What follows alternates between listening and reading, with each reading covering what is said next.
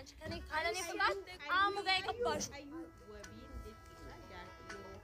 አሎ ለምን ወሬ እጅ ታጣሽ ባራም ገና እንዲያጣፋ ገና ማለት ችግር ይገባል እንዴት ጸባይኛ ነኝ ትላለች እንዴት እንደሚያረጋት እንዴ ነው አፈልግም እሷ እንደዛ እንድታወራ አገባኝ ስለሷ ምቾት አልጨነቅም አዩ ወቢን ጀቹዳ ጃርቲ የሮፉዱ ወቢን ጃርቲ ፉዴራ አዩን ገሩ ሀገዮና አከናን ወፍቴ ከዳዲስቴት ጀርቲ አርጊታን ቪዲዮ ተቆሞ ቹዳ አሙነ ጃለሌሳ ዮካስ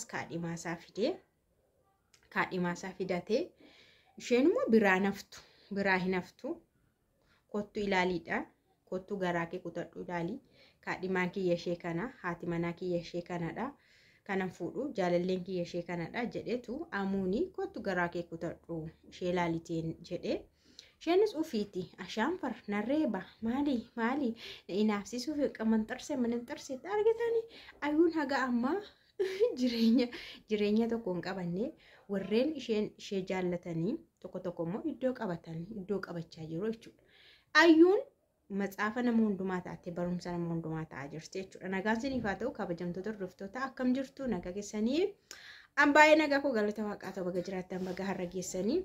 Egaa ayyuuni jechuudha yeroo darbe mana amuu dhaqxee mana amuuti dirqamaan baafamtee gurbaa wayiitti waamee jechuudha.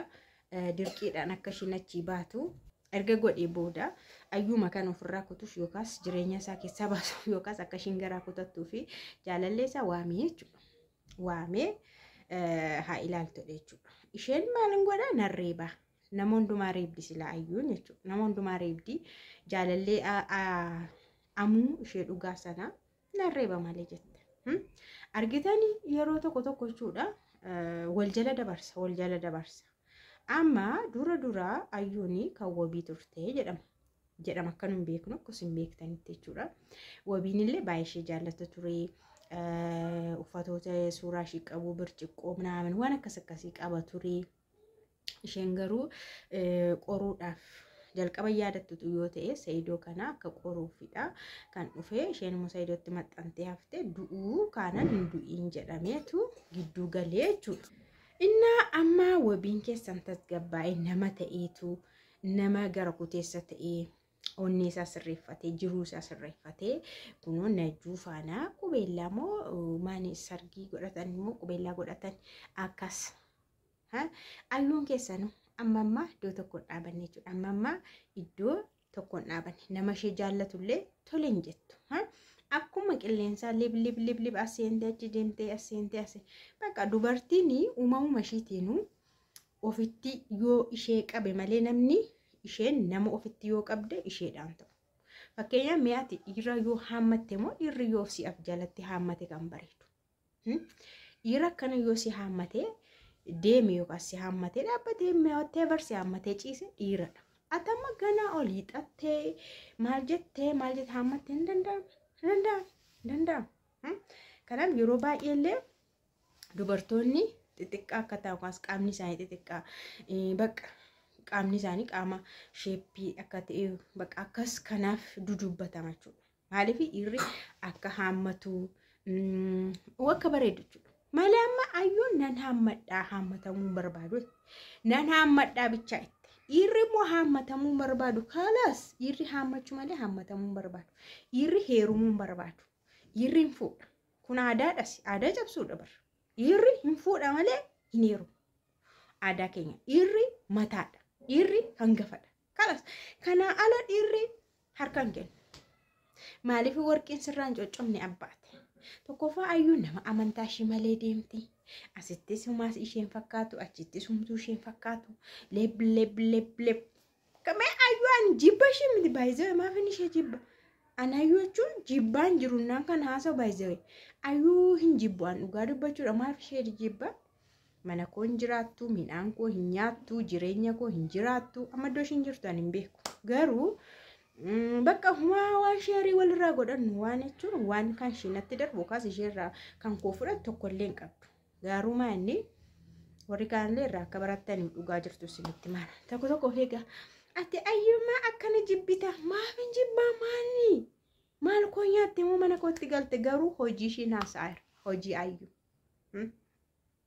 hojii ishiin haasa'eera akkuma aadaatti durbi dhiiratu dura ishee jaallata nama sana badan yookaan argitee beekuu dhiisuu dandeessi gaafa ni dhufee jaalalatti dhiyeeffatu takkaayyuu argitee hin beektu ammallee namni miidiyaa irratti wal beekaa maal irratti maal inni garuu si argaa ooluu danda'a iddoo teessi argaa oola iddoo teessi beekaa bakka mucaa kana jaalalli na qabedha hin dhufa akka jedhe ati sawuu beekuu dhiisuu argitee beekuu dhiisuu dandeessa garuu maal taare guyyaa tokko 2 3 4 akkana jedhu hin barta nama sana baraa dhufta jaallachaa dhufta amma keessa seentee amala saalaalta achi booda namni sun gaarii ta'ee si argama kalas akkana jaalalli dubaraaf dhiira gidduu jiru akkasii malee durbi lafumaa ol kaatee nan jaalladhetti mana isaatti galte akkasii ishee akka ayyuu jechuudha suma olii gaddeemtu jireenyatti hin baatu suma olii gaddeemtu karaa tafti jechuudha innaa ayyuu yoona gaabbii ajaa'ibaa keessa jirte tokkoffaa mucaa ishee madaalu wabii lammaffaa Sa'iidoo sadaffaa kun nama immoo isa deemtee maqaan isaa eenyudha Amuu waan isheen fakkaanne waan ishee bakka dhaaba ishee miti kun hunduu jechuudha wabiin lakaan ishee ture cubbuu wabiiti ishee akkas godhe ilaala inni garuu waan miidhameef dura milkaa'e argitan mucaa naannoo isaa mucaa beekuu mucaa biyya isaa waqqa mucaa bareedduu intala musliimaa inni musliimaa okay argitanii inni garuu dafee milkaa'e maaliif miidhamaadha jaallatee boo'aa ture cubburraa qaba inni hin milkaa'e isheen kun garuu maal taarti gatii kaffalaarti ammallee zimjette waan mantaani qilleensuma irratti beqa waan hin taane ta'aarte jechuudha gatii nama kaffalchiisa dhugaa dubbachuudhaaf cubbuun namaa dhiiras haa ta'u durbas fakkeenyaaf dubara tokko yeroo dhiirri miidhullee akkanuma milkaa'u innis faallaa dabara dubartii tokko yoo miidhe irra jetee deemee maal godhee irraa nyaatee gowwamsee ulfeessee maal godhe yeroo ishii gubee maal godhe taa'ina ilaali hin milkaa'u garuu waan milkaa'utti fakkaatee cidha godhachuu danda'a maal godhachuu danda'a iddoo ta'etti immoo tiraakiin itti dhufa yookaan iddoo maalii yookaan iddoo bakka iddoo rakkoo wayi jiramti rakkoo jechuun baay'ee barbaachisaadha garuu rakkisa yookaan da'umsa irratti yookaan mucaa godhachuu iddoo ta'etti akkanatti qabamu kotti hin qabamu jechuudha maal cubbuu akka yaadatu qalbiif akka jijjiiratu innaa cubbuun bareedaa miti dhiirattis hin dhufa dubartiillee qabaa jechuudha innaa amma walumaa galatti ayyuun keessanii gatii kaffalaa jirti isiniin jechuuf gatii kaffalaa gatii eenyu gatii wabii kaffaluutti jirti cubbuu wabii irra jira isanni bu'aa ture maal godhaa ture dhumarra waan ishee sabira jiru hundumaa gadi baasee abiddaan guggubee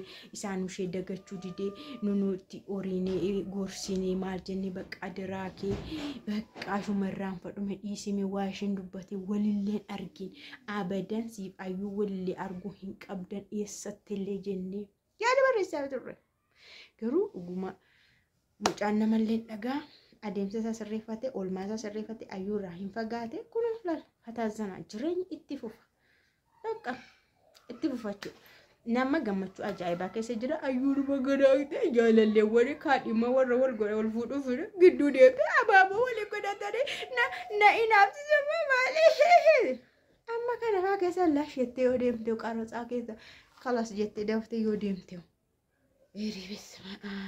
mucatti argitanii naamusa garbachuudhaaf ijoollee ayyuu faana quunnaman hunduu naamusa baay'ee qabu naamusa akka ajaa'ibaa qabu ayyuun garuu hin dhidhiitatti bakka yeroo hundumaa